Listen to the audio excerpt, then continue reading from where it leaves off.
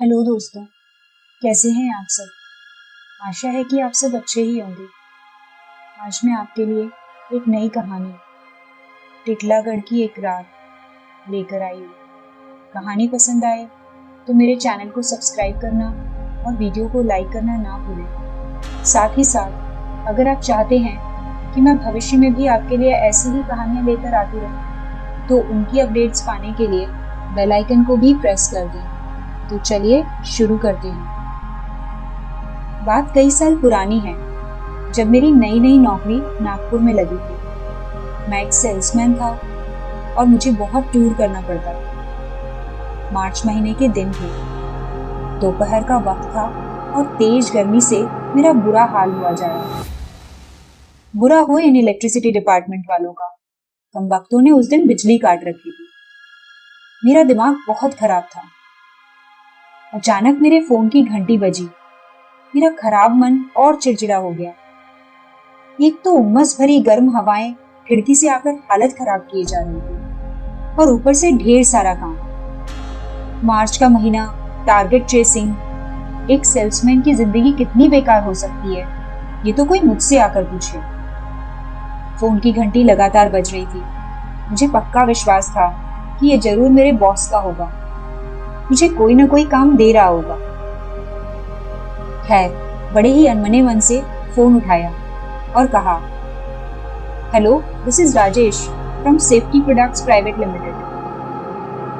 उधर से बॉस की खरखराती हुई आवाज आई, राजेश, तुम आज के आज ही टिटलागढ़ में जाकर वहां के स्टील प्लांट में परचेज ऑफिसर से मिलो। मैं फैक्स भेज रहा हूँ, सारी डिटेल्स उसी में है। मैंने मिमियाते हुए कहा, सर बहुत काम है, अगले हफ्ते चले जाऊं? बॉस ने बहुत प्यार से कहा, नो डियर, अगले हफ्ते कोई और काम दूंगा। गो get it done and report me soon. Phone cut गया और मेरा दिमाग और खराब हो गया। कुछ दोस्तों को फोन किया तो पता चला कि टिटलागढ़ जाने का एक ही रास्ता है और वो है ट्रेन से। मुझे रायपुर के पास दुर्ग जाना होगा और वहां से दुर्ग से विशाखापट्टनम तक एक पैसेंजर ट्रेन जाती है जो रात को टिटलागढ़ पहुंचाती है। मैं सोच ही रहा था कि फैक्स आ गया।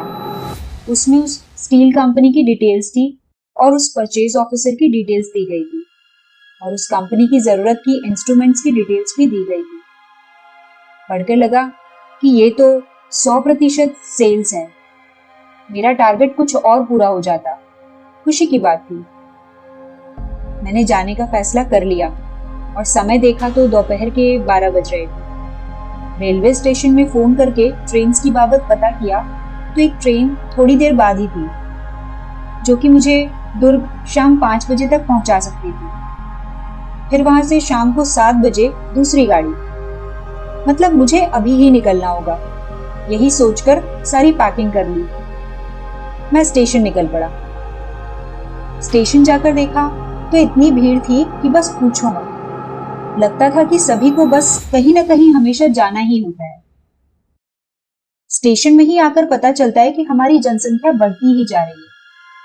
मेरी ट्रेन जो बॉम्बे से हावड़ा जा रही थी वो प्लेटफॉर्म पर आ चुकी थी।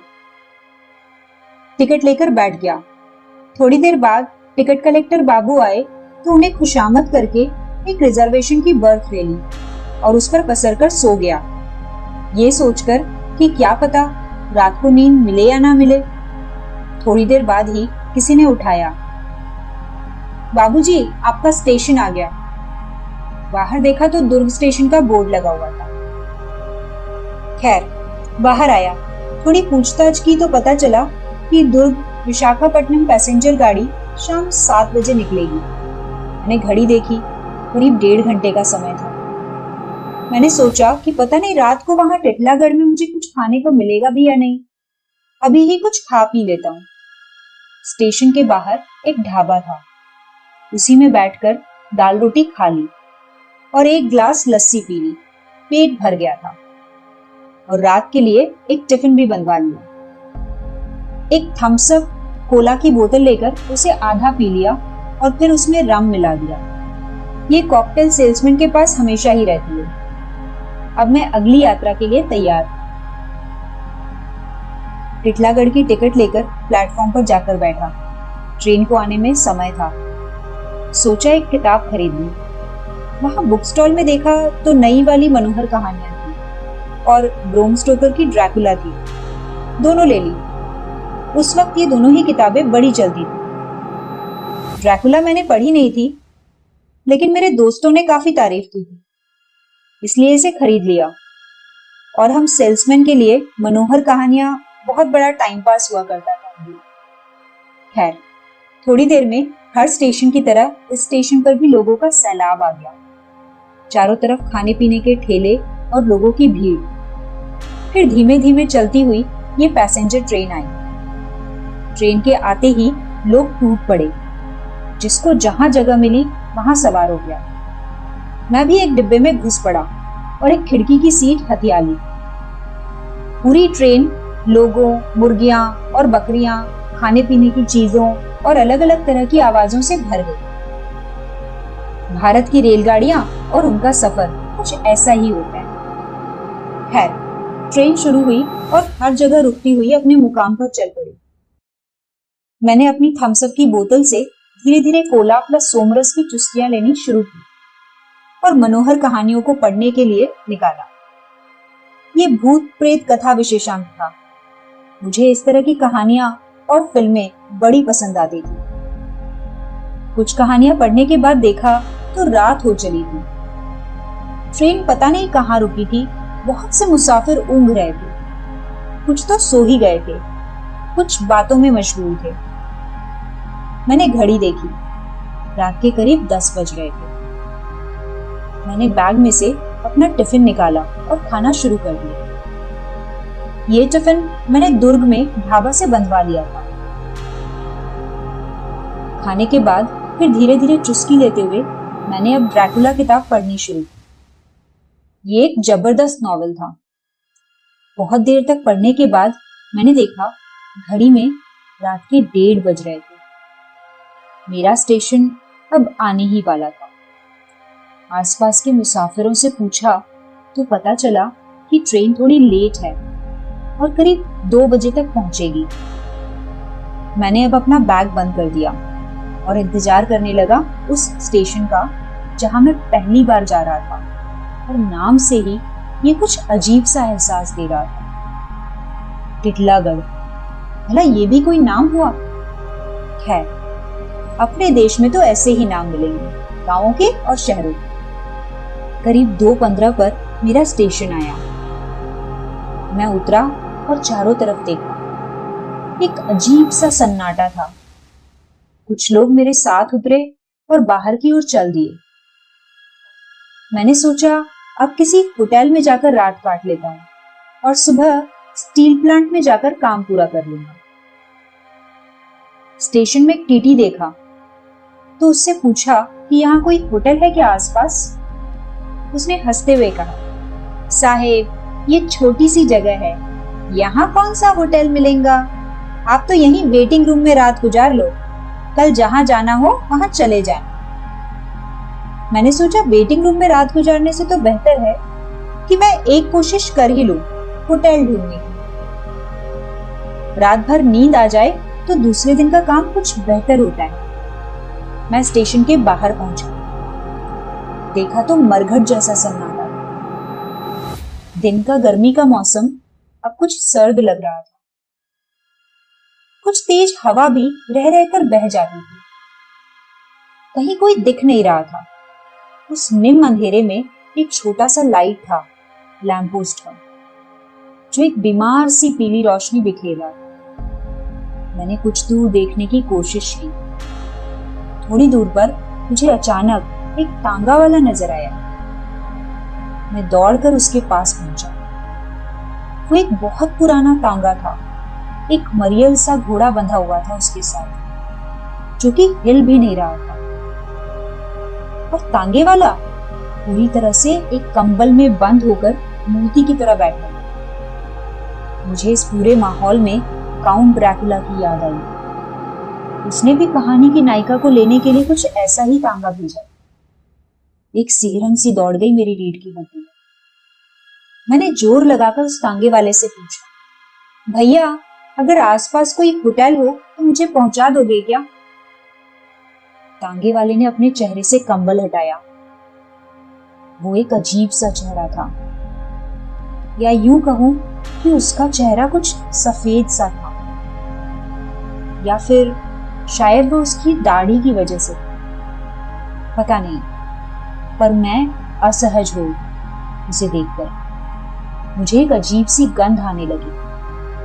मुझे समझ नहीं आ रहा था कि वो गंध कहाँ की है, पर वो कुछ जानी पहचानी सी गंध थी। उसने एक धीमी सी आवाज में कहा, यहाँ कोई होटल अभी नहीं मिलेगा बाबूजी। आज तो आप वेटिंग रूम में ही आराम कर लो। कल आप यहीं तैयार हो जाना, मैं आपको स्टील प्लांट छोड़ दूंगा। मैंने एकदम से चकित होकर पूछा, तुम्हें कैसे मालूम कि मैं प्लांट जाऊंगा? उसने अजीब सी हंसी हंसते हुए कहा, यहाँ सब प्लांट जाने के लिए ही आते हैं बाबूजी। उसकी हंसी मुझे रात के उस वक्त उस बियाबान जगह में बहुत भयानक सी लगी। मैंने कहा, ठीक है, मैं यहीं रुकता हूं। मेरी बात सुनकर उसकी आंखों में एक चमक सी उभरी। मेरे दिमाग में फिर काउंट ड्रैकुला फ्लैश कर गया। मैं पलटकर स्टेशन की तरफ चल पड़ा। मैंने अपने डरते हुए मन को समझाया, यार राजेश, ये सब यहाँ का माहौल और तेरी किताबों का असर है, शांत रह। मैं कई बरसों से सेल्समैन की हैसियत से सफर करता आ रहा, लेकिन उस रात का असर कुछ अलग ही था। मैंने स्टेशन के भीतर घुसते हुए पीछे पलटकर देखा। वो तांगा वाला अब वहां नहीं था। कमाल है, मुझे उसके जाने की कोई आवाज सुनाई नहीं देती, ना ही घोड़े की टाप, ना ही कोई और आवाज। पता नहीं, मैंने सोचा कि लगता है कोला और सोमरस की चुस्की कुछ ज्यादा ही हो गई है शायद। मैंने धीरे धीरे पूरे स्टेशन पर गौर किया। पूरा का पूरा स्टेशन ही सुनसान था। प्लेटफॉर्म के अंतिम छोर पर एक छोटे से कमरे के आगे लिखा था, वेटिंग रूम। मैं उसी में घुस पड़ा। देखा तो एक छोटा सा गंदा सा कमरा था। एक पीला बल्ब जल रहा था। एक बेंच थी, उस पर एक बूढ़ा बैठा था। उसके सामने नीचे में एक बूढ़ी बैठी थी और साथ में 2 जवान बच्चे थे। मुझे आया देखकर सबने मेरी तरफ देखा। फिर नीचे बैठी बूढ़ी और दोनों बच्चों ने उस बूढ़े की ओर देखा।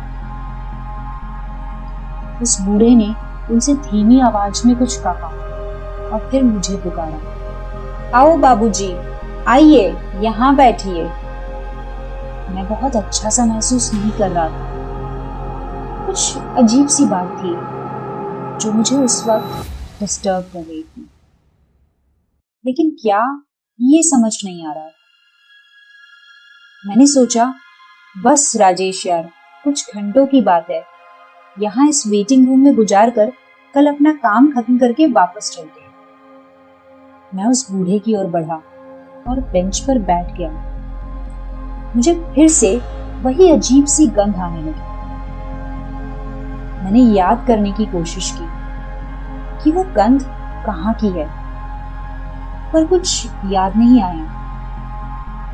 मैंने उन चारों की ओर देखा।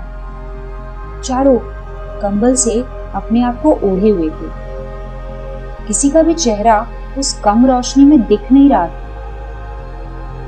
माहौल में अचानक ठंड आ गई।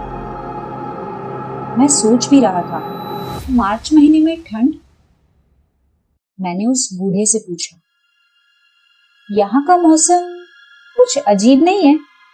मार्च में ठंड लग रही है। बूढ़े ने खरखराती हुई आवाज में कहा, बाबूजी, ये जगह चारों तरफ से पहाड़ियों से घिरी हुई है, इसलिए यहाँ ठंड महसूस होती है। आप कहाँ से आ रहे हो? मैंने कहा, मैं नागपुर से आ रहा हूं। बूढ़ा चुप हो गया। बूढ़े ने थोड़ी देर बाद पूछा, स्टील प्लांट के लिए आए हो? मैं चौंक गया। उसकी तरफ देखा तो पहली बार उसका चेहरा देखा। एक बूढ़ा आदमी, बहुत सी झुर्रियां, एक अजीब सा सफेदी का रंग चेहरे पर। मैंने थोड़ी सावधानी से कहा, आपको कैसे पता कि मैं यहाँ किस लिए आया हूँ? बूढ़े ने हंसकर कहा, यहाँ सब उसी के लिए आते हैं। मुझे फिर से बहुत तेजी से वो गंध आई। मुझे लगा कि मैं बेहोश हो जाऊंगा। मैंने फिर उनसे कहा कि आप लोग कौन हैं और कहाँ जाएंगे? ये सुनकर चारों ने एक साथ मुझे देखा। उन चारों की आंखों में चमक आई। मैं सकपका गया। यही चमक मुझे उस तांगे वाले की आंखों में भी दिखी थी। बूढ़े ने कहा, हम तो यहीं के हैं बेटा, हम कहाँ जाएंगे? मैं असहज हो रहा था। मैंने अपने बैग से बचा हुआ कोला पी लिया। सिगरेट का एक पैकेट निकालकर बाहर आने की कोशिश की। लगा नींद आ रही है। फिर मैंने उस बूढ़े से पूछा, आपके पास माचिस है? ये सुनकर चारों एकदम से डर गए। बूढ़े ने तुरंत कहा, नहीं नहीं, हम माचिस नहीं रखते। मैं वेटिंग रूम से बाहर आ गया। अब कोई गंध नहीं आ रही थी। मैंने एक फैसला किया कि मैं बाहर ही रुकूंगा। मैंने घड़ी देखी, करीब 3:30 बज रहे थे। मैंने अपने आप को समझाया कि बस कुछ देर और। मैंने बैग में टटोला तो एक पुरानी माचिस मिल गई। मैंने सिगरेट सुलगाया और पीछे मुड़कर देखा तो ठगा सा खड़ा रह गया। चारों मेरे पीछे ही खड़े थे और मुझे देख रहे थे। मैं सकपकाया और फिर से सिगरेट पीने लगा। फिर मैंने मुड़कर देखा तो वो चारों वेटिंग रूम के दरवाजे पर खड़े होकर मुझे देख रहे थे। मेरी सिगरेट खत्म हो चली थी। मैं धीरे धीरे चलने लगा।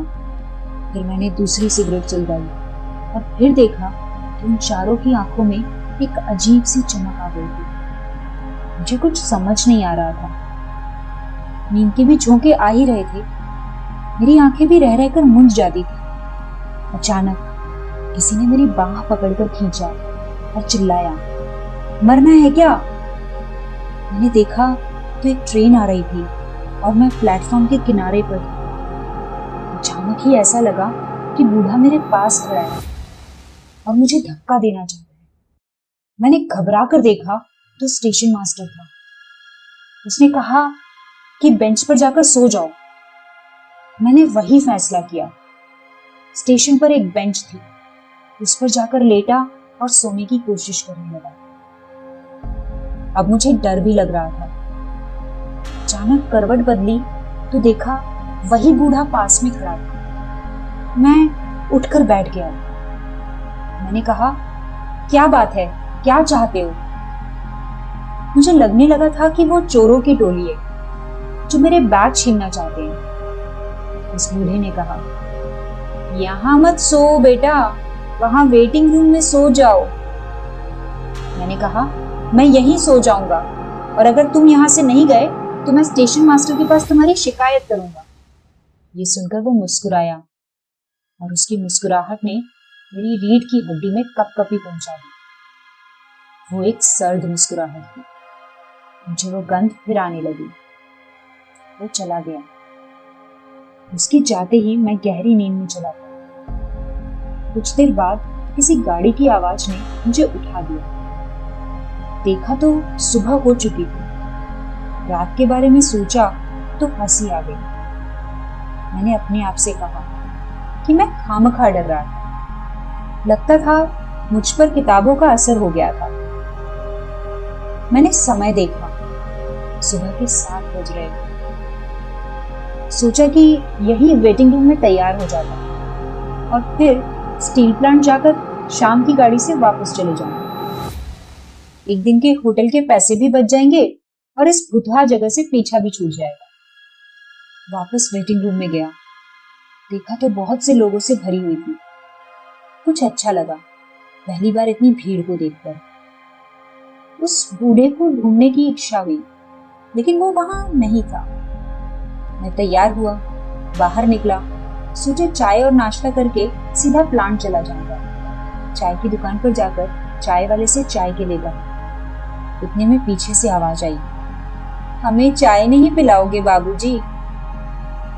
आवाज सुनकर जहन में झटका लगा। मुड़कर देखा तो वही बूढ़ा, बूढ़ी और दोनों बच्चे थे। दिन की रोशनी में भी मुझे एक अजीब सा डर लगने लगा। अचानक वही तेज गंध फिर से आने लगी। गौर से उन सबको देखा। सबके चेहरे थोड़े सफेद से नजर आए। सबकी आंखों में वही चमक जो तांगे वाले की आंखों में थी। उस तांगे वाले की याद आई। स्टेशन के उस पार देखा तो उसी लैंप पोस्ट के पास वो खड़ा और मेरी ओर ही देख रहा था। मैंने फिर गौर से बूढ़े की ओर देखा। मुझे लगा बेचारा बहुत ही गरीब है, कुछ मदद कर देनी चाहिए। मैंने पूछा, कुछ पैसे चाहिए बाबा? बूढ़े ने कहा, नहीं, सिर्फ चाय पिला दो। तुम मेरे बेटे की उम्र के हो, इसलिए तुमसे ही मांग रहा हूं। ये सुनकर मुझे दया आ गई। मैं स्वभाव से बड़ा ही दयालु था। मैंने चाय वाले से कहा, भाई इन चारों को भी चाय पिला दो। चाय वाले ने मुझे गौर से देखा और पूछा, किन चारों को बाबूजी? मैंने पलट कर देखा तो वो चारों फिर गायब थे। मेरा दिमाग फिरने लगा। पहली बार मुझे डर लगा। मैंने चारों तरफ देखा। मुझे पसीना आ रहा था। पता नहीं, लेकिन बहुत डर लग रहा था पहली बार। अचानक देखा तो स्टेशन के गेट से मेरा एक पुराना दोस्त बाहर निकल रहा था। मैंने उसे आवाज दी, उमेश, यहाँ इधर आ, मैं राजेश हूँ, नागपुर से। उसने मुझे देखा और पास आया और पूछा, यहाँ कैसे बे? मैंने कहा, यार स्टील प्लांट में परचेज में मिलने आया हूँ। उसने कहा, मैं भी वहीं जा रहा हूँ, चल मेरे साथ चल। मुझे बड़ी राहत मिली। मैंने चारों ओर देखा, कोई नहीं था। ना बूढ़ा और ना ही बूढ़े का परिवार और ना ही वो तांगे वाला। उमेश से बस बिजनेस की दोस्ती थी और अक्सर हम एक ही कस्टमर के पास मिलते थे और अपने अपने बिजनेस के लिए लड़ते थे। पर आज बहुत अच्छा लग रहा था। हम दोनों प्लांट गए और अपना अपना काम किया। मुझे ऑर्डर मिल गया और उमेश को भी। हमने सोचा कि रात की गाड़ी से वापस चले जाते। उसे रायपुर जाना था, मैं भी वहीं से गाड़ी बदलकर नागपुर चला जाऊंगा, ऐसा मैंने सोचा। हम दोनों को ही अपने ऑर्डर मिल गए थे, इसलिए हमने सोचा कि मार्च की आखिरी बिजनेस को सेलिब्रेट कर लें। हम एक छोटे से ढाबे पर जाकर खाने पीने में लगे। रात के करीब 12 बजे वो ट्रेन थी। हम 11 बजे पहुंचे स्टेशन पर और अपनी टिकट लेकर इंतजार करने लगे प्लेटफॉर्म पर। अचानक ही थोड़ी देर बाद मुझे वही अजीब सी गंध आने लगी। मैंने पलट कर देखा तो वही बूढ़ा अपने परिवार और उस तांगे वाले के साथ मेरे पीछे खड़ा था। मैंने चिहुक कर अपने बगल में देखा तो मेरा दोस्त बैठे बैठे ही सो रहा था। मैंने बूढ़े को देखा, वो अजीब सी हंसी हंसा और मुझसे कहने लगा, जा रहे हो बाबूजी? हमारे साथ थोड़ी देर और समय बिता जाते। मैंने कहा, देखो, तुम्हें अगर कुछ पैसे चाहिए तो बोलो, मैं दे देता हूँ, पर मेरा पीछा छोड़ो। उन्होंने कहा, हमें पैसे नहीं, आप चाहिए बाबूजी। आप बड़े अच्छे लगने लगे हो हमें, तुम तो हमारे बेटे की उम्र के हो। कहकर बूढ़ा रोने लगा। मुझे बड़ा अजीब सा महसूस हो रहा था। मैंने बूढ़े को अपने साथ बैठने को कहा, उसी बेंच पर जहां मेरा दोस्त बैठा था। एक तो उस छोटे से स्टेशन पर ठीक से रोशनी भी नहीं थी। मुझे अच्छा नहीं लग रहा था, लेकिन देखा कि अब चारों और वो तांगे वाला सभी रोने लगे थे। बूढ़े ने मेरा हाथ थामा। बाप रे, कितना ठंडा हाथ था उसका। मुझे एक सिहरन सी दौड़ गई। एक तो वो अजीब सी गंध, दूसरा ये ठंडा हाथ और फिर उन सबका रोना। मेरे दिमाग में एक अजीब सी तारी छाने लगी। मेरी आंखें मुंदियाने लगी। अचानक ही गाड़ी के आने की आवाज आई। मेरा दोस्त हड़बड़ा कर उठा और मुझसे बोला, अभी चल, ट्रेन आ गई है। मैं भी हड़बड़ा कर उठा। ट्रेन को देखने के चक्कर में इन सबको भूल ही गया। ट्रेन आई, हम दोनों जाने लगे। मेरा दोस्त चढ़ गया। मैं चढ़ने लगा तो बूढ़े ने आवाज दी, बेटा जा रहे हो हमें छोड़कर? मुझे अजीब सा लगा।